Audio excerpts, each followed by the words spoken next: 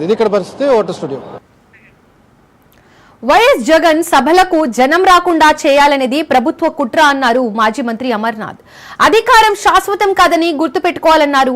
ఈవీఎంలతో గెలిచామన్న అహంకారం వారి మాటల్లో కనిపిస్తుందని, మహిళల అక్రమ రవాణాపై పవన్ ఎందుకు మాట్లాడడం లేదంటున్న మాజీ మంత్రి అమర్నాథ్ తో మా ప్రతినిధి Kranthi face to face.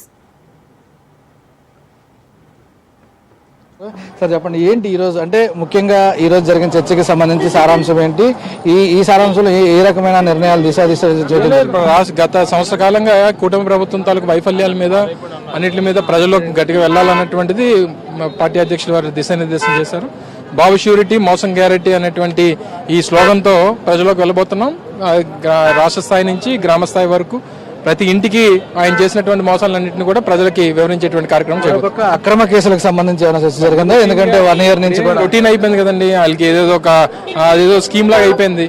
So చేసుకునేవ్వండి, time అనేది ప్రతి ఒక్కరికి వస్తుంది. ఎప్పుడు ఒకవైపు పడుకోదు కూడా. అది మొత్తంగా కూడా ఖచ్చితంగా రాబోయే రోజుల్లో కూడా కూటమి ప్రభుత్వం ఏదైతే ప్రజలకి హామీలు ఇచ్చి మోసం చేసిందో దాన్ని పూర్తి స్థాయిలో ప్రజలకి తెలియజేసే విధంగా వైసీపీ ఒక కార్యక్రమం తీసుకొచ్చింది. రాబోయే రోజుల్లో ఆ కార్యక్రమం ద్వారా ప్రజల్లోకి వైసీపీ వెళ్లేందుకు సన్నిద్ధమైన పరిస్థితి ఉంది. ఇది ఇక్కడ పరిస్థితి. Voter studio.